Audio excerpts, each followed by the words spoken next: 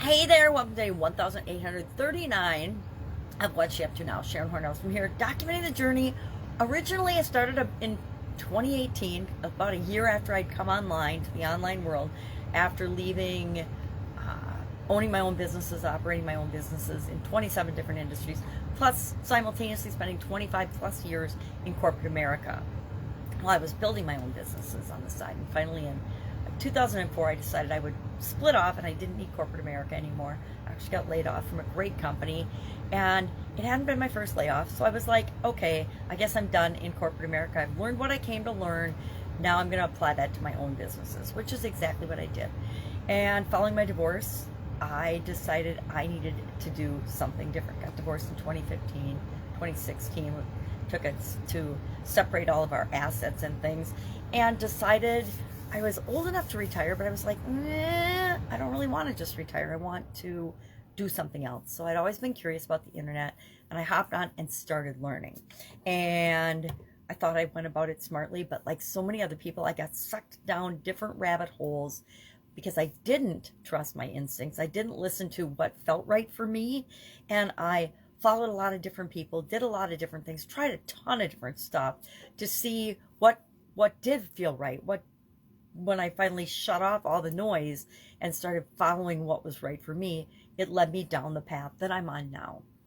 And some of it was good, some of it was bad, some of it was really ugly and frustrating and sad and disappointing, because I would follow all the things that the guru said to do, yet got zero or no results from some of those things, because I wasn't being myself. I wasn't showing up as myself. I wasn't doing what I knew felt right to me. I was trying to copy someone else's formula for success. And we can learn from other people, we can model other people. Bottom line is, we have our own journey and our own experiences to live here on planet Earth, and it's up to us to pick and choose the things that feel right for us, which is part and parcel of what we're talking about today in this year's annual challenge, the Get Your Goals annual challenge, where we're doing one thing every day to get what we want. Or you're doing one thing every day and I'm doing one thing every day to get what I want. You're doing what you want to get what you want. And that's all focused around the topic of goals. And this month, we're honing in on emotional well-being and goals in the emotional area. But today our topic was one of my favorite topics, I think, and one of my favorite tools available to all of us, and that is the EGS, the Emotional Guidance Scale. I call it the Emotional Guidance System, sometimes interchangeably, because I'm a systems process thinker, and system and scale to me are very similar. But I shared in the challenge today the 22 different levels of this guidance scale that was created by Esther Hicks and Jerry Hicks, her husband at the time, through a group of,